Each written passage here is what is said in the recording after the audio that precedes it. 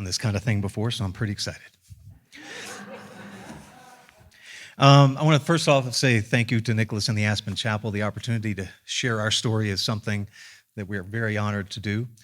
Music Therapy of the Rockies holds evidence-based music therapy retreats for veterans and working to expand to other populations that suffer from PTSD, like domestic violence or childhood trauma.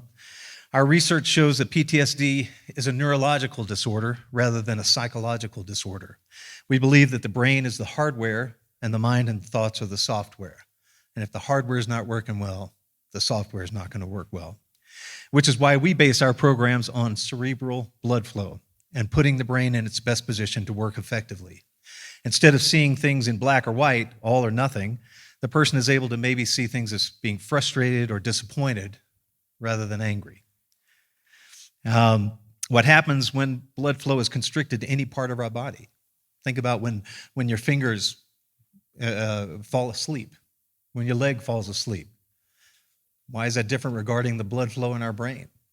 And our brain images that we've collected of veterans before and after the retreat show that cerebral blood flow is decreased in the prefrontal cortex, where decision-making and executive functioning occurs, and the cerebral blood flow in the limbic system, where our memories and our emotions are is increased. So if you picture a teeter-totter, where the prefrontal cortex would be on the ground and the limbic system is high in the air, this visual demonstrates to me that the higher blood flow is going to be dominant to the prefrontal cortex, such that every decision is based on a memory or an emotion. This also might explain why some veterans with PTSD don't leave their house or get out of their pajamas or take their life, as one of the 22 a day that commit suicide. We've had numerous participants tell us that they had a gun in their mouth in the week leading up to the retreat. Our goal is to lower that number and normalize the lives of veterans in adapting to civilian life and encourage creative self-expression. The retreats are not discriminating against anyone wanting to attend, and there's no cost to the veteran unless they travel from outside the area where the retreat is being held. Part of our therapy is to go where the veterans' databases are so that we can start normalizing their lives where they live. We want the participants to have processing time to allow the cerebral blood flow to balance itself, to take the effect. And this processing time allows the brain to position itself in a level playing field to operate in its best capacity. In October 2020, we had a veteran obtain a brain imaging 2 days before the retreat, attend the retreat, and then have another imaging 3 days later. The results were not good, and the brain showed negative returns. The reading neurologist said it was because the traumatized brain was processing so much new information. The veteran had another imaging 5 months later, and the results were exactly what our research showed. Blood flow increased in the regions where it was decreased and lowered where it was increased. And the cognitive assessment showed improvement in most areas, including processing speed. We hold retreats around the country, even expanding to Massachusetts next month. The retreats incorporate mindfulness, songwriting, and guitar therapy. Each veteran works with a songwriter to establish their identity and take control of their story. And I could speak for another 20 minutes on just stories. Each veteran is presented with a brand new Breedlove guitar and taught coping skills through creative music. Our approach with the guitar is to activate the prefrontal cortex by teaching music as a new language. Rather than just teaching songs, I want to teach a new language of what our goal is. And so with the prefrontal cortex, learning a new language is exactly what engages that region of the brain. And we also focus on fingerstyle playing, which with the fine motor movement also activates the structuring of the prefrontal cortex. So hopefully in the process, we're taking this teeter-totter and we're putting it back at a level playing field. Therapy is also a main focus as we help identify triggers and provide coping skills for the veterans. And that's kind of where I'd like to go today. There are 2 guarantees in life, and only 2. The first is that we're all going to die at some point. It is universally accepted that no one lives forever. The other guarantee is that each of us is going to spend every single day of our lives with ourselves. That may seem like an odd statement. In fact, a lot of times when I share that thought, I usually get the head tilted to the side and maybe the eyebrows going up or something like that. But what this means to me is that we should learn to like ourselves, love ourselves, and trust ourselves. If we're going to be with ourselves for our entire lifetime, maybe we should try to develop a relationship so that we enjoy who we are. We can become our own best friend. We are not set up as humans to accept this idea. Who's our greatest judge? Ourselves. In fact, when we record songs written at the retreats, I usually don't want the veterans participating on the recording, because if they happen to hit a bad note, they're going to focus so much on that bad note and judge themselves from that bad note that the therapy's just been thrown out the window. Now, who is the last person that's also going to give ourselves credit? To recognize a job well done? It's usually ourselves. And most veterans fully credit the songwriters with the success of their song and not giving themselves credit for their participation. Songs would not be written without them. So we're not set up to like ourselves, love ourselves, or trust ourselves. Another aspect is to forgive ourselves. We are human. We make decisions that sometimes are necessary, and sometimes what we feel is the only option. They're not always the best decisions, but we're navigating the rivers as we go. Looking back on any of these decisions can often lead to regret. And if we can learn to forgive ourselves and try to improve ourselves in our situation, that is another way to like yourself. I remember the first time every time I would do a retreat, I would have a new concept that I wanted to introduce, and I would take chances every once in a while because I have no military experience. So this is one of those situations where I have to be as authentic as possible and not give them the feeling that I know exactly what they've experienced, because I have no idea. And so I sat in the circle and I said, first thing I said to the group was, by the power invested in me, I am going to allow you to forgive yourself. And some of the guys were like, yeah, right. And we went on with the retreat. And at the end of the second day, we had our little wrap-up session. And I said, is there anything that anybody wants to share about what you thought about this retreat? And this one female started crying and just said, you allowed me to forgive myself. You gave me permission. And that struck me, that I didn't realize that the power that was going to have over one person. And I guess that's another line of where you just show up. In my practice of music therapy, I meet so many people that genuinely did not know how to feel proud of themselves. They've never been taught how to see themselves as someone to be proud of. As a performer, I found it difficult to accept people's compliments. I found myself deflecting positive comments like, oh, I love what I do, or so glad you enjoyed the show, rather than just saying, thank you. And is that from a fear of failure or the overwhelming feeling of success? Am I negating their compliments by deflecting? For me, there was possibly a fear that success might change me, and maybe I would become too egotistical and treat myself and others differently, no matter what the upside to success was. I was afraid I might get to a point where I did not like me. I did not always make the right choices, and I allowed myself to sabotage opportunities that might have been amazing. But looking at this now from this perspective, I did not like myself enough to trust that I was worthy of being proud of myself and trust that I could handle the success. Navigating life is a difficult task of awareness and experience, and we're presented with multiple opportunities to encounter situations and either learn from them and grow or repeat them over and over again. As we've heard, the definition of insanity is to do the same things and expect different results. So we must learn to like ourselves. And I feel like liking ourselves and loving ourselves are quite different. To me, liking ourselves is the ability to sit in solitude and be able to embrace that. No outside stimulation, just enjoy the alone time. Learning to like our own company, that might be an activity that we alone can do by ourselves for enough of a period of time that we do not realize that time has gone by. Taking a hike or walk, reading a book, listening to music. I personally love my therapy cooking time. I don't follow recipes, but I rather spend time with the preparation and mostly just go by feel. There's a quote that I really feel strongly about that has been credited to Junia Brettis. If you're depressed, you're living in the past. If you're anxious, you're living in the future. And if you're at peace, you're in the present. This does not mean that if you're in the present that everything's hunky-dory. It means that you're in a place of strength to be in the moment and enjoy what is happening right now. We're in control of us. Anxiety is trying to be in control of something that has not happened yet. Depression is sadness over not being able to change what has already happened. And peace is being in the present and focusing on what we can as it is happening. A common theme throughout our retreats is to set ourselves up for success. How can we always be focused on liking ourselves? There are many forms of self-care that we participate in where it is considered practice. For example, practicing yoga, meditation, or mindfulness. We practice these so that we can incorporate the principles when we need them. Our retreats teach active listening, deep breathing, and goal setting as ways to set ourselves for success. For example, active listening is finding a sound and focusing on the sound. Your mind will wander, and as soon as you realize your mind is wandering, acknowledge that and return to the sound. This may happen over and over again, and we can do this exercise anywhere. Deep breathing can also slow our thought processes and increase the oxygen to our brain. And using music as a basis for deep breathing, you can allow the music to drive your breathing by the beat of the music. We incorporate a slower tempo in our exercises, but you can use any music by increasing the time to inhale and exhale, but making sure you don't breathe too fast to hyperventilate.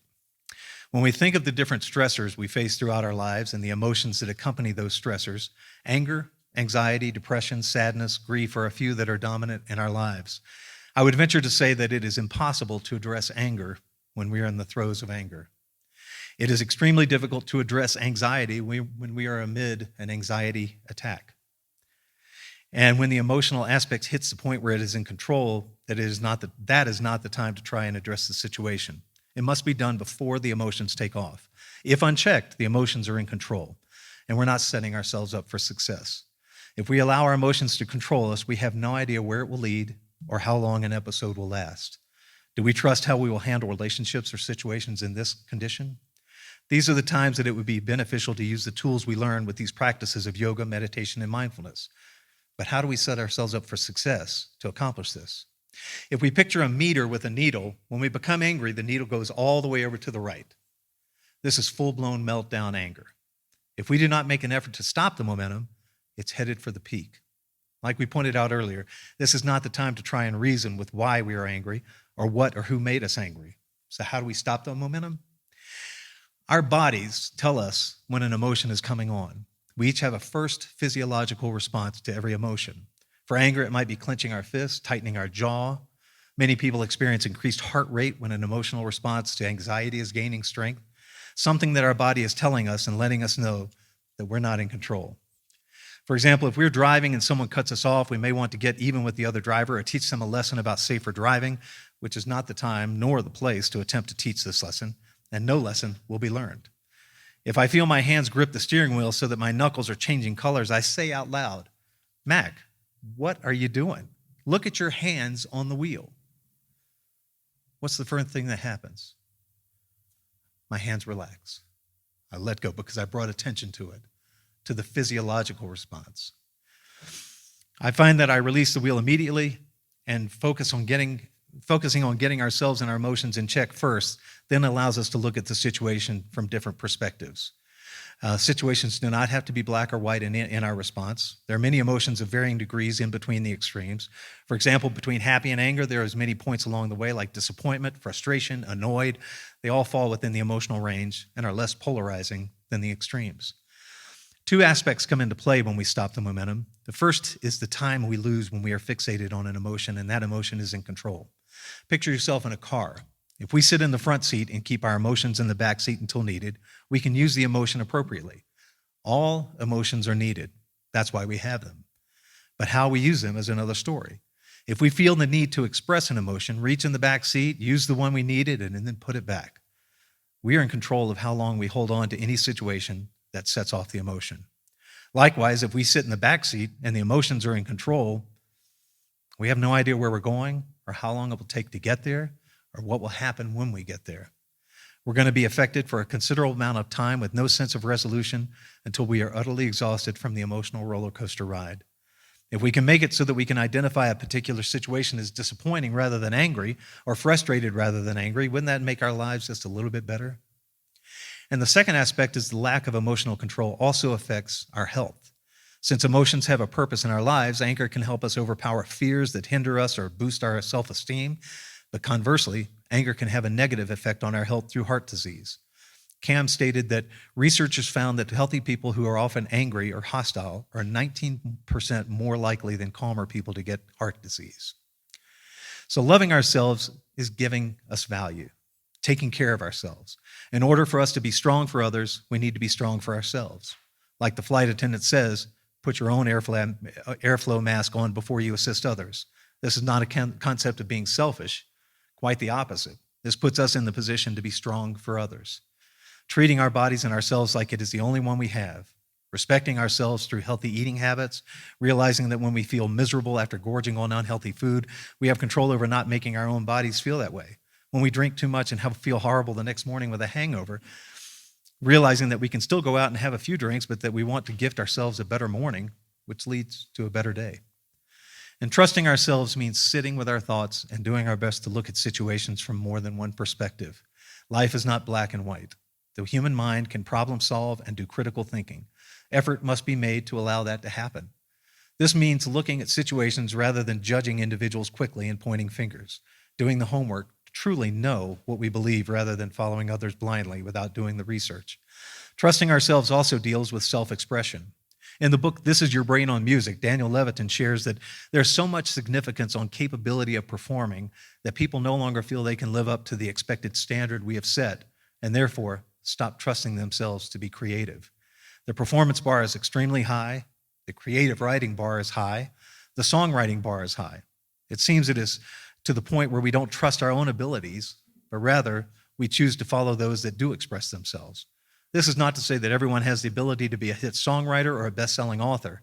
I think everyone does have that ability to express themselves for the sake of expressing themselves and to express what needs to be validated. But if we set ourselves up to be self-judged, then we may never trust ourselves enough to take that step. Learning to like ourselves, love ourselves, and trust ourselves gives us the opportunity to be our own best friend and make us strong, not only for ourselves, but others as well. And your support allows us to continue the work and keep expanding the regions with the veteran databases and to begin including other trauma populations. We're striving to build our brain imaging library, add more retreats around the country, and train more music therapists to run the retreats. We hope to be publishing some of our work by the end of the year and expanding our full-time staff to lead the growth. We have not held a retreat in the Valley, but we're working to rectify that next summer, and we would welcome the opportunity to speak with anyone that may be interested in getting involved either on the board or logistically.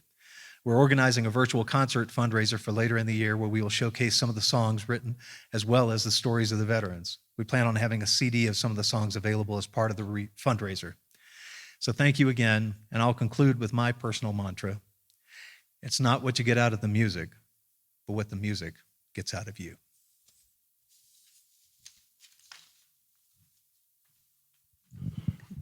Thank you, Mac. Is this on? Yeah, it's on. So I thought we'd take just a couple minutes to talk a little bit about all that Mac's doing and all the work that is being done. And if there's time, we'll also take some questions from everyone in the audience. So thank you so very much. This is so profound and so amazing.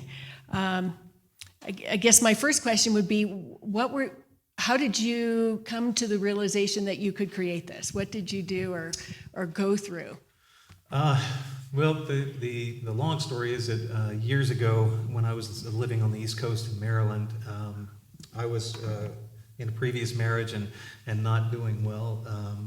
In fact, concerts were going great, but I was having severe depression that I didn't realize and never went for help, and it just kept getting darker and darker, and I got to the point where I said, if this is life, I really don't want it. And so I came up with a plan, and I was kind of rehearsed it a number of times. And one of the last things that I did at that stage was I stood in my daughter's bedroom, and I said, what would I tell her? And the first thought that came to my mind was, just because you can't see me doesn't mean I'm not there. And I ended up writing a song about that, and that song literally saved my life. And so when I had the opportunity to, I've always felt a pull to do good with music as opposed to, I wanted the brass ring, but I enjoyed the power of music as a healer. And so I went back to school and got my master's in music therapy and started working with Challenge Aspen, started working with some veterans doing songwriting as part of their gatherings. And as in my education at Colorado State University with music therapy, it was all neurologic, so it was all brain-based. I had to take a neuroanatomy 500 level course. I remember the first class, the professor, still one of my favorites, we still keep in touch, and she spoke and spoke and spoke, and then we walked out the door, and I said, well, what else are we going to talk about? She just covered everything, and little did I know. In the first lab, they gave us a bucket and had 2 brains in it, and that's what we worked with for the year. But it was fascinating to me, and all of a sudden, I just started realizing that that the brain is really is the hardware, and that's what we really have to focus on taking care of. And I've always believed that we have the power to rewire the PTSD brain, and so had the opportunity with Vince Gill and Amy Grant have been very supportive. They let me use their farm in Nashville, and Amy's always out there with us, and it's just really, really powerful to hear people take ownership of their stories. And I also realize with songs that they can be a very painful experience, but when you hear it come back to you in a different way, it doesn't change the story, but it changes how you live it and how you take ownership of it and how you're the one who's now capable of telling it. Mm-hmm. Wow. So your song, Just Because You Don't See Me, is one of my very favorites. It's on we were talking earlier about songs that are on your iPod, and that's one of the first ones because it's so powerful. Thank you. Thank you for creating that. So it was interesting to me also that your second song, you talked about weakness. And it seems to me that the place that you come from is such a place of strength and kindness and love that to be able to transform that and help people transform that is such a gift. We've been just so proud of every actual retreat, and I keep in touch with all the veterans that have gone through the retreats, and we have a weekly Zoom session for whoever wants to join in. But we had 3 veterans at 3 separate retreats. 2 were in Nashville, 1 was in Maryland, that brought their emotional service dogs with them to the retreat for the first day and the second day. And then the third day, they didn't bring them. And I remember saying, well, where's the dog? Where's Ranger? And this one veteran said, I felt like I didn't need him today. And I said, really? Oh, that's interesting. How often does that happen? And he said, I think I went to the store once without him. And I keep, through keeping in touch on social media, I have yet to see that dog be a service dog since that time. So I feel like this program really does put the brain in the best position to accept therapy or to accept being able to explore your story and be able to take control of it. Wow. And then my last question, and then we'll open it up. So with the work that you've done, do you find that you're getting support on a broader level from government programs and things? Because it seems that your therapy, it's not about taking a pill, it's about doing the work. And so do you find that there's acceptance across the broader community for that? There is, and that's a great question because there's so many layers to the onion, as it were. There are other organizations that do songwriting with soldiers, and there are other organizations that do guitar work with soldiers. But I think what sets us apart is that we come at it from an evidence-based, therapeutic approach first and foremost. I don't want it to be an activity. I don't want to bring them out to Aspen for some incredible adventure, and then when they go home to Toledo and they can't do the things that they did out here, I want to normalize their life at home. And so we try to sell that to our fundings, and we are just branching into the government, approaching government funding because of our research. This is also getting to the point where it's going to be a strong aspect for us. With the research that we're doing. We partner with Colorado State University to do self-surveys so that we can have a before and after. We're always trying to set the baseline and then see where we go. And then with the brain images, we partner with a company called Sarascan, and so that we're trying to show the efficacy of the program and be able to go after the donors to help with that. And I think there's a feeling also of protecting the veterans in their weakest state, even though we're trying to build them up and empower them. There's still that sense of just not wanting to take advantage of them, and I feel there are I've seen organizations do that kind of a thing where they just kind of parade them, and I try to empower them in every way possible. So we're hoping that we can start putting these songs out and sharing the stories in the veterans' own words, so that they know that they're the ones that are in control. Wonderful, thank you. So are there any questions or comments from anyone in the audience? Linda, I'll come to you. Thank you, Matt. That was really wonderful. What kind of continuing education do you use to keep people involved and continue what you've taught them and what they've experienced in the retreats? Continuing with the veterans? Yeah. So I have on the website, there's a little private area that has videos of things that we do guitar-wise and just other therapeutic aspects that they can turn back to at any point.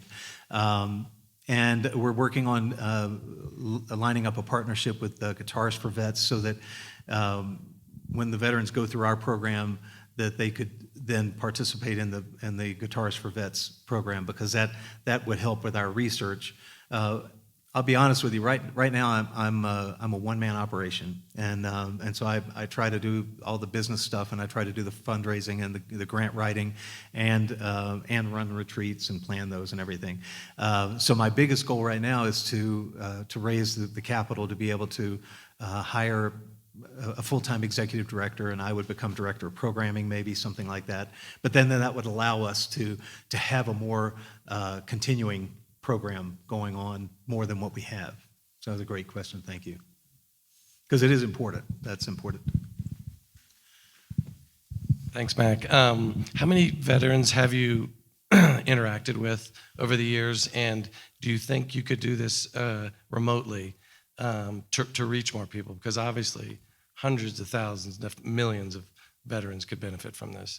To date, it's been about 130 veterans that have attended retreats in person. We could do it virtually. My goal, before COVID, when we would do a retreat, we would also do a continuing education course for music therapists, and they would earn their continuing education credits by attending this. And we would have 2 days of lectures of what the program, why the program is what it is, and then it goes right into a retreat. So then they get hands-on experience of being with the veterans. And my goal with that was not only to just train more about music in the PTSD brain, but also to identify music therapists that I could then call on to run other retreats. So my goal would be to have, whether if they're local to the area or if I have to fly them in, it's just part of the budget, but be able to hold retreats all the time and have a group of music therapists that would handle running those retreats for the weekend. I mean, really, the music therapists get so much out of it because they're, as one music therapist said, the people that you see on Friday night, the veterans you see on Friday night, are not the same people you see on Sunday night. And it's just the most uplifting, powerful experience in 2.5 days and I believe our approach works. So I believe that if we keep training the music therapists and raise the money to be able to increase our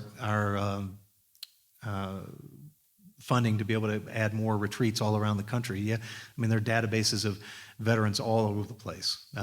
Right now, we focus on Nashville and Maryland, Atlanta, and now Massachusetts and Iowa, but we want to keep just getting bigger and bigger.